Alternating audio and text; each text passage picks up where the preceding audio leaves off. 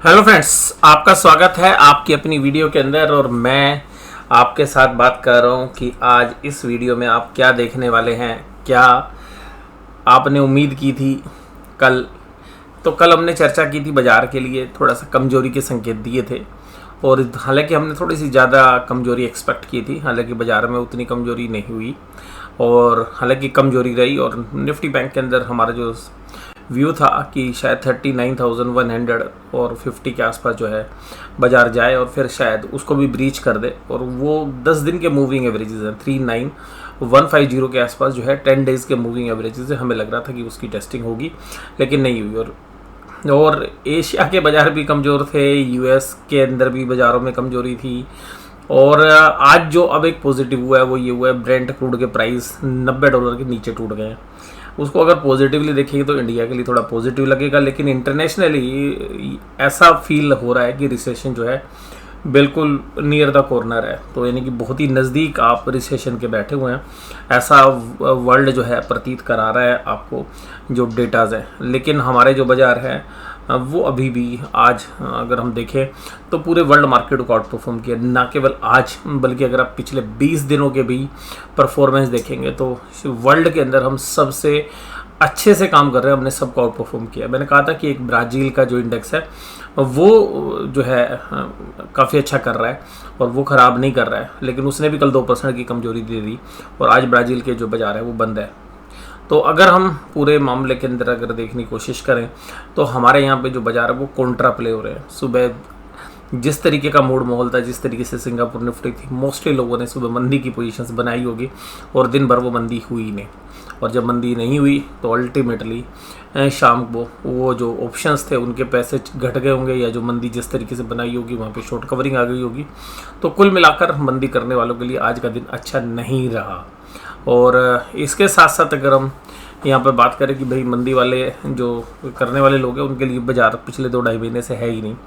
लेकिन मुझे लगता है कि कल एक रहस्य जो है वो छुपा हुआ है। मुझे लगता है कि जो पिछले 5-7 दिन में बाज़ार ने होल्ड किया है, उन होल्ड करने की जो ताकत है उसके अंदर कल शायद एक खुलासा हो। और मुझे ऐसा लगता है कि बाज़ार जब कल खुले तो एक अच्छी जो है ओपनिंग्स वहाँ पे आपको देखने के लिए मिले। बाज़ार ऊपर की तरफ खुलेंगे और उसके बाद हम उम्मीद कर रहे हैं कि बाज़ार ऊपर खुले और उसके बाद शायद आपको एक स्लिप होते हुए नजर आए। और बाज़ार स्लिप कैसे होंगे वो मैं आपको बताता हूँ। देखिएगा, बाज़ार का स्लिप होने का तरीका, बाज़ार पहले ऊपर की तरफ जाएंगे, बाज़ार ऊपर की तरफ जाएं और ऊपर के लेवल से सेलिंग आती है तो ये एक पुख्ता प्रमाण होता है कि भाई हाँ बाज़ारों के अंदर ऊपरी लेवल से सेलिंग है और जल्दी जनरली तेज़ी वालों को ट्रैप करें। आज क्या हुआ होगा, आज मोस्टली लोगों ने पुट्स खरीदी होंगी, ऑप्शंस खरीदी होंगी भाई पुट में कि भाई चलो आज बाज़ार नीचे जाएगा, खरीद लो।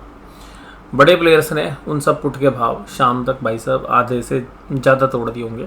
बहुत सारी ऑप्शंस के तो 80-90% टूट गए होंगे। और शाम को जाते जाते ट्रेडर ने क्या सोचा, यार अब इसको क्या है, कूड़ा हो जाएगा, कल इसकी वैल्यू 0 हो जाएगी, चलो इसको बेच देते हैं। और मुझे ऐसा लगता है कि बड़े प्लेयर्स ने शायद वो खरीदी होंगी और बड़े प्लेयर्स कल अपना माल ऑफलोड करेंगे ऊपरी लेवल्स के ऊपर। और जैसा कि हम देख रहे हैं कि 39,800 के ऊपर जो है बाज़ार अटकता है, तो 39,800 के आसपास बहुत अच्छा रेजिस्टेंस है। शायद उसको बहुत ही अच्छे तरीके से जो है बाज़ार जो है फेस कर रहा है। और बाज़ार एक लंबी तेज़ी के बाद तो देखिए खड़ा ही हुआ है, तो हमें लगता है कि जो एक अच्छी तेज़ी है वहाँ पे प्रॉफिट बुकिंग भी हो जाएगी। और जिन लोगों ने पुट बेची है वो बाज़ार को रोकने की कोशिश करेंगे और जो बड़े प्लेयर्स हैं उन्होंने पुट खरीद रखी है। तो जो ट्रेडर्स हैं जिन्होंने पुट बेची है वो शायद ट्रैप कल हो सकते हैं। आज देखिएगा उनका दिन था, आज जिन्होंने भी पुट बेची वो बड़े फ़ायदे में रहे।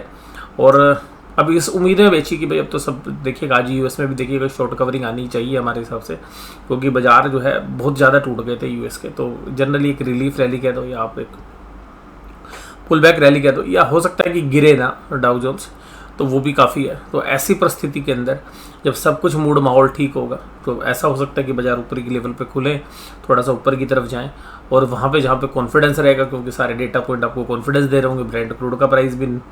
और मुझे लगता है कि दोपहर के बाद फिर बड़े प्लेयर्स एक गेम कर सकते हैं कि चलिए भाई 10-20 रुपये की ऑप्शंस खरीदते हैं और उसके बाद अपना माल ऑफलोड करना शुरू करते हैं। तो ये चांसेस मुझे लगते हैं ये फर्स्ट प्रोबेबिलिटी। और सेकंड प्रोबेबिलिटी ये भी हो सकती है कि भाई ऑप्शंस को सेटल कर लेते हैं बीच में ही, लेकिन उसके चांसेस कम लग रहे हैं मुझे। चांसेस इसलिए कम लग रहे हैं, पिछले 5 दिन से एफआईआईज लगातार ऑप्शंस को खरीद रहे हैं। तो उन्होंने कोई भी ऑप्शंस खरीदी है, कॉल ऑप्शंस खरीदी है, पुट ऑप्शंस खरीदी है, तो वो जरूर से ज़रूर बाजार को एक दूर की तरफ धकेलना जरूर से ज़रूर चाहेंगे, जहाँ पर भी बाजार अभी क्लोज हुए, जिससे कि उनको मैक्सिमम प्रॉफिट हो सके। और ये जो धकेलना है, मुझे लगता है कि अभी ऊपर धकेलना इतना आसान नहीं है, नीचे धकेलना थोड़ा सा ज़्यादा आसान है। तो शायद बाजार को नीचे की तरफ धकेला जा सकता है। आज भी उस बॉक्स के अंदर ही काम हुआ है जो बॉक्स हम आपके साथ चर्चा कर रहे हैं, और बॉक्स के अंदर ये ग्रीन कैंडल बनी है। तो कल की रेड के बाद आज ग्रीन, और ग्रीन इसलिए भी बनी भाई निचले लेवल से जो है पुल बैक कर गया बाजार।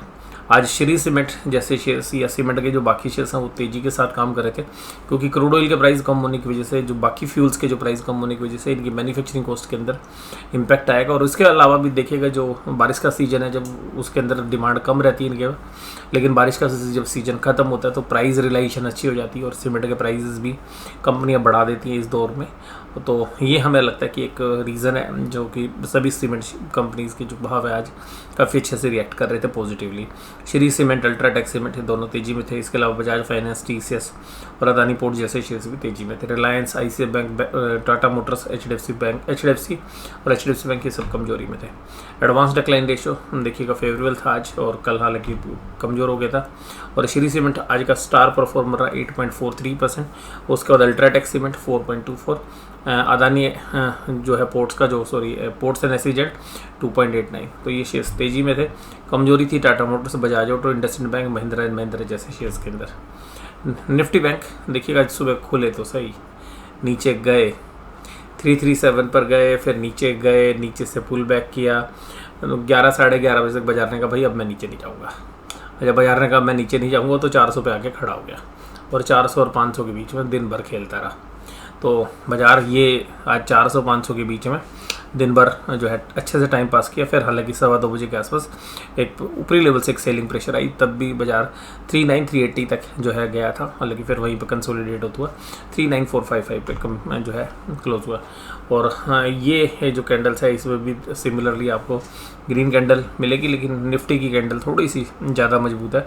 तो यहाँ पर ये जो रेजिस्टेंस एरिया है, तो उस वजह से भी मुझे लगता है कि ऊपरी लेवल पर बाजार जहाँ पे है, यहाँ से 100-200 पॉइंट 300 पॉइंट ऊपर खुले, या 200 पॉइंट खुले, 150 पॉइंट खुले, जहाँ पे भी खुले, और ऊपरी लेवल के ऊपर जो प्रॉफिट्स हैं बड़े प्लेयर्स के, वो प्रॉफिट बुक करें, और जिसकी वजह से बाजार 39,000, 39,160 इन लेवल्स के आसपास भी आ सकता है। और 38,800 जो है इंट्राडे ओपनिंग जो है, एक गैप डाउन जो ओपनिंग हुई थी उसका लो लेवल है, यानी कि 38,800। मुझे लगता है कि वहाँ तक तो शायद ना जाए, वहाँ पे एक्सपोर्ट मिलनी चाहिए। और देखिए अगर 38,800 टूट गया, वैसे तो मुझे उम्मीद नहीं है टूट गया, वैसे अगर 38,800 टूट गया ना, फिर फ्री फॉल है 600-700 पॉइंट का। चांसेस नहीं लग रहे मुझे 38,800, 39,000 के आसपास जो है बाजार जो है बाउंस कर लेगा अगर ऊपर से भी सेलिंग आती है।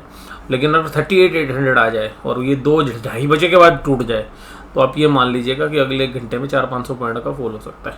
तो बट मुझे उम्मीद कम है, बट एज ए ट्रेडर आपको पता होना चाहिए कि 38,800 कितना अहम लेवल है नीचे की तरफ।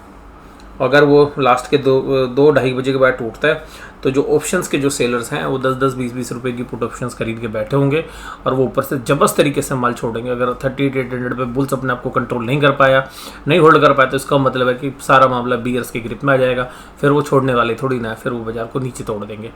तो मुझे उम्मीद है कि बुल्स अब भी बहुत मजबूत है, कमज़ोर नहीं, बहुत मजबूत है अभी। अब तो 39,000 ही बहुत इंपॉर्टेंट है। मुझे तो लगता है कि वहाँ तक ही होल्ड जो है कर लेगा, क्योंकि बियर्स अभी इतने ताकतवर है नहीं, लेकिन कब बुल्स बियर बन जाए वो किसी को नहीं पता होता। तो ऐसी स्थिति होती है लास्ट के समय पर, जब एक्सपायरी हो और एक्सपायरी के आसपास 1.5-2 घंटे का टाइम बचे, तो अपनी पोजीशंस को रिवर्स करना बड़ा आसान रहता है उस समय पे, क्योंकि ऑप्शंस के प्रीमियम कम होते हैं, ऑप्शंस खरीद लेते हैं और उन ऑप्शंस को खरीद के फिर पूरे बाजार को धकेला जा सकता है। तो मुझे ऐसा लगता है कि दिन भर तो जब बाजार रेंज बाउंड रहेगा और उसके बाद शाम के समय यानी कि 1:30-2 बजे, 12 बजे, 1 बजे, यानी कि 2, 3, 4, 5 घंटे का काम होने के बाद उसके बाद बाजार जो है नीचे की तरफ आने की संभावना इसलिए बन रही है क्योंकि बड़े प्लेयर्स बहुत अच्छे प्रॉफिट पे बैठे हुए हैं और उनको लगता है कि जिस दिन माल बेचें उस दिन लेने वाले आपको मिल जाए। तो वो दिन होता है एक्सपायरी वाला दिन, क्योंकि एक्सपायरी वाले दिन जो दूसरी साइड के ऑप्शंस के जो पोजीशंस रखने वाले हैं वो बाजार को गिरने से बचाने के लिए जो है नई खरीदारी करते हैं। और जिन लोगों को प्रॉफिट बुकिंग करनी है उनको चाहिए यही कि सामने कोई बायर मिल जाए जिससे कि अच्छे भाव पे उनका माल बिक जाए। तो ये जो दिन होता है ये जनरली एक्सपायरी ट्रेड के दिन जो है सबसे अच्छा रहता है। और इसी तरीके से आज मोस्टली बैंक जो है हैवी वेट सारे कमज़ोर थे, अदर देन एक्सेस ये पॉजिटिवली काम कर रहा था। और इसके साथ साथ अगर हम आज एफ की डेटा देखें तो एफ ने 758 करोड़ की जो है बाइंग की है और डी ने 138 करोड़ की सेलिंग है, तो मामूली सी सेलिंग है। एफ के जो इंडेक्स फीचर्स हैं वो 71 करोड़ की सेलिंग है, वो कोई ना के बराबर है। और देखिए पिछले 5 दिन से ऑप्शंस को बाय कर रहे हैं, तो अल्टीमेटली कहीं ना कहीं ऑप्शंस बाय के पैसे तो बर्बाद हो जाएंगे, नहीं तो एक साइड मूव कराना पड़ेगा पड़ा। तो ये चांसेस भी हमें बता रहे हैं कि एक साइड मूव करना चाहिए बाजार, और इसके चांसेस हमें नीचे की तरफ ज़्यादा लग रहे हैं, क्योंकि जिन्होंने भी स्टाडल भी बेचे हैं उनको भी जो है ट्रेबल जो है तभी होता है जब बाजार एक दूसरी साइड मूव करे। और यहाँ पे एफ ने स्टॉक फ्यूचर्स बेच के कसर निकाल ली, तो कैश में तो नहीं बेचा लेकिन स्टॉक फ्यूचर्स बेच रखे। तो यहाँ से भी पता चल रहा है कि 8,637 करोड़ रुपए के स्टॉक फ्यूचर्स बेच के बैठे हुए हैं, तो बाजार को एक बार तो नीचे लाएंगे ही, क्योंकि अपने स्टॉक्स के फ्यूचर्स के भी तो प्रॉफिट बुक करने। तो यहाँ से भी चांसेस लग रहे हैं। पुट कॉल रेशियोज अब देखिएगा कमजोरी की तरफ है, यानी कि पुट राइटर्स अभी बैकफुट पे हैं, लेकिन जो दूर की ऑप्शंस हैं वहाँ पर अच्छी खासी जो है सेलिंग प्रेशर है। डाउ जोन्स भी 31,400 के आसपास आ गया।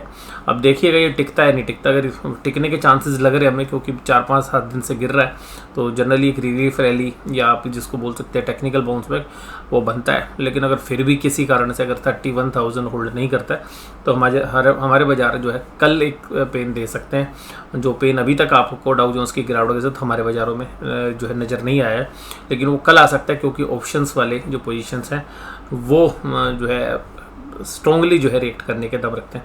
हमारे लिए एक पॉजिटिव खबर $90 के नीचे ब्रेंट क्रूड का भाव आ गया है। ऑप्शन चेन के डेटा कुछ ऐसे हैं जो मिले जुले हैं, और बैंक निफ्टी में देखिए पुट राइटर थोड़े से एग्रेसिव है, तो यानी कि यहाँ पे थोड़े से तेज़ी का जो है ऑप्शन चेन है। लेकिन अगर हम बैंक निफ्टी में बात करें तो यहाँ पर जो कॉल राइटर्स हैं वो थोड़े से ज़्यादा एग्रेसिव है, और 39,500 पे कॉल राइटर्स ज़्यादा एग्रेसिव है, 39,400 पे जो है भी जो है कॉल राइटर्स हैं, 39,600 पे भी कॉल राइटर्स हैं, बट इतने नहीं है, 39,500 पे ही ज़्यादा है। और पुट राइटर्स 4,767 नए कॉन्ट्रैक्ट ऐड हुए 89,000, जबकि कॉल के अंदर राइटिंग 70,000 कॉन्ट्रैक्ट की हुई है। तो इनको देख के तो ऐसा लगता है कि शायद बाजार के ये जो लेवल्स 39,500 है ऑप्शन चेन के हिसाब से तो एक हर्डल बनती है, और वही हमें लगता है कि इस हर्डल को रोकने के लिए, यानी कि जो ये इन्होंने ऑप्शन चेन्स राइट कर रखी है यानी कॉल राइट कर रखी है, बड़े प्लेयर्स बाजार को ऊपर जाने से रोकने की हर संभव कोशिश करते हुए आपको नज़र आएंगे। तो और हमें भी ऐसा ही लगता है कि 39,500, 600 या 700 तक की बाजार खुले, ऊपरी लेवल से पर सेलिंग आनी चाहिए, दिन भर रेंज में काम हो, और उम्मीद यही है कि 39,400, 300 यहीं पर दिन भर काम होता रहे, और 12-1 बजे के बाद बाजार एक बार नीचे की तरफ जो है रुख करे, या हो सकता है कि 2 बजे करे, बट चांसेस हैं एक बार नीचे की तरफ रुख करने के।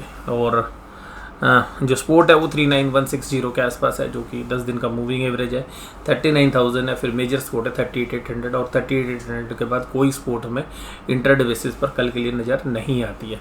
ऊपरी लेवल्स पर बात करें तो 39,800 एक अच्छा खासा रेजिस्टेंस है, मुझे लगता है इसको भी पार करना इतना आसान नहीं है, तो यही एक रेजिस्टेंस है, और बाजार इसके नीचे ही शायद आपको काम करते हुए नज़र आए। और आज की चर्चा बस यहीं तक। आपको वीडियो कैसी लगी जरूर से जरूर मुझे कमेंट बॉक्स में बताइए। वीडियो देखने के लिए धन्यवाद, थैंक यू वेरी मच।